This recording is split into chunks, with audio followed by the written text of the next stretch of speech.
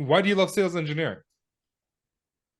It's a good question, man. I just dig like it is. I don't know if this sounds cliche, but like I like solving problems with people. Like at the end of the day, like I could work on any technology and be happy. I could like work at any type of company and be happy. But like what I really enjoy is like being on calls with customers, showing them things that can help them, and then helping them implement those things in their environment.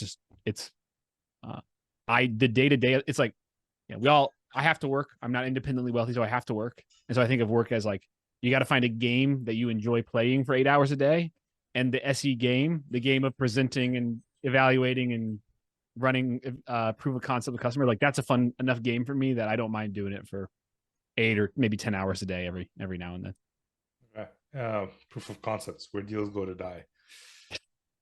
How are your proof of concepts going? How do you manage that? Make sure it doesn't go to die. Oh man, it's a good question. I'm there's like it's kind of my opinions on this has evolved a little bit actually, but Okay. it's a combo of like a structure of effect, kind of a traditional structure of success criteria, and like basically before I decide to invest the time with a customer, I will have some document or slide where I'm like, hey, here are the things I would like to prove in you in the evaluation. And before we do the evaluation, if I can prove all this to you, will you buy it, or will you at least try to buy it? So like that's part, but that's like a very traditional thing. Like there's actually another part that I focus on maybe more, because that part's easy. Documenting something and getting people to say like, yeah, I'll buy if that's easy. What's harder is like maintaining momentum in an account. And this is a much more human thing. Okay. Uh, yeah. What, you have a question on that? No, I just want to know more about that. Yeah. What do you mean by that? Well, like, okay, so think about it. You're an SE or a salesperson. You've gotten a first call, maybe a second call. Yeah. The customer has agreed they want to evaluate your product. Customers don't agree to do that unless they're excited about your product, right? Unless they think that there's something useful in the product. I see you shaking your head. Maybe you're right. There's probably some exceptions, but by and large, when customers agree on a call that they want to evaluate your product, that means that you did something right and like there's some alignment there usually. However, like the excitement that you get from like a banging demo is different than the excitement that you get like in an evaluation, like proving something out. Right. And so when I say maintain momentum, it's a lot of like trying to make the experience of the eval feel like that same light bulb moment that you got to in the demo that you did, trying to like continue to remind the customer about that light bulb moment as like a constant drum beat throughout the eval. It's kind of like you have to just keep value selling throughout the eval, because it otherwise you get into the tactical stuff, and within a couple of eval meetings or working sessions, the customer's like, what are we doing here? Yep. Like, why did we do this anyway? And so it's a lot of, when I say keep the momentum, it's that. It's almost like making sure that the customer still understands why we're doing all this in the first place. So something that just popped in my head, like the way I do things right now, it's very similar to what you do. Where we're gonna have, as part of the proof of concept plan, we're gonna have these are the things that we're gonna do. These are the tests, whatever. These are no go criteria, right? These are the milestones we're trying to achieve, and it's all very technical. We never talk about like, if we achieve this is the outcome for you. Like it should be in the document. Like we're doing this to highlight this. Yeah. And then when we do this, like, did it highlight? Did it get to what you want?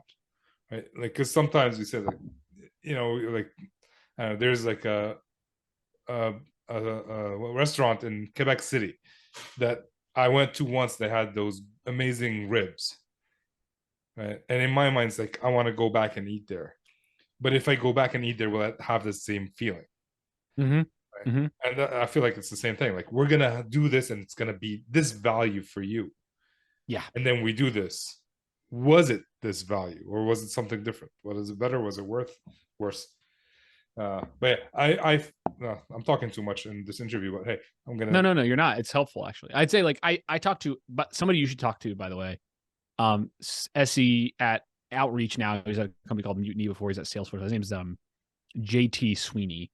and he helped me with this as I was struggling with this new in the role. You struggle? Yeah, I struggle. It's a nonstop struggle. I feel like that's all I do is struggle. Um, Good. and he helped me with this because I was like trying to get a sense of like how to run effective evals, and he summarized it really, really well. Where he was like, can we do what we say we'll do? Like, are we aligned with like, okay, so that's number one. Can we do what we say we'll do? Yeah. And then number 2 and 3 is like one or the other. Are we aligned with your strategic priorities? Like, are we aligned with something that's important to your business, at least at a strategic level? Yep. Or the best case scenario is we can actually develop an ROI. But like, you can't, the truth is you can't deliver an ROI in every single eval. You can only do that in some evals. So it's like that. I found it very useful to like separate those. Yep. Where like that. If I'm looking for, so if I need to generate budget that doesn't already exist, I need an ROI to be a part of the eval. But if I'm trying to attach to existing budget, I need strategic alignment to be part of the eval. And that was a very helpful way to break that down in my mind. I would think like you would need perceived ROI. Perceived ROI is yeah. It's usually like an ROI projection. Yeah, like not so just to make sure understand, like we're not providing an ROI in the proof of value, right? They're not getting money back in that time frame, but we're proving to them that in the long run you will get ROI back. Yeah, the framing is like by the end of this 1 month eval, you should feel confident that you'll receive an ROI over the next 12 months. And then we can do some like projections of that and make some nice fun charts about how that's going to happen over time. Yeah.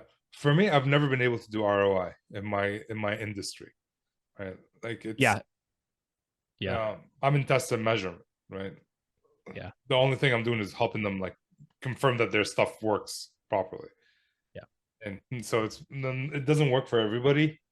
Totally. It's a great point. Like I'm selling a tool to sales and marketing professionals. Yeah. Therefore, it's a little easier to generate an ROI when that's. But if you're selling to engineers, it's like an ROI is like kind of like they're not even thinking about that. Like they're thinking of like I need this to do my job. You sold to engineers I did in the past. Did you face the same thing? Like, is that the experience you had? No, in past roles when I was selling to engineers, I never talked about ROI. The only time I talked about ROI was when I worked at AWS because there was a lot of conversations of like, what's the ROI of the cloud versus on-prem? But even then, the engineers don't care. It's their bosses that care. What's the people who sign the paycheck, right? Not the paycheck, exactly. The PO. Correct. Purchase order. Well, in the case of AWS, the people that put the credit card into their account. But yeah. That's right. That would be me. I got charged 19 cents for something. I need to go back in there and like I thought I disabled everything. I looked at the billing. AWS is tricky. Anyways, probably an elastic IP. That's my guess. You have an IPv4 address sitting there unused. That's my guess. Potentially, I don't think I did that. But I'll go in. I'll look at the billing. Well, maybe we'll sit together afterwards. You'll help me. Show me the bill. We'll figure it out.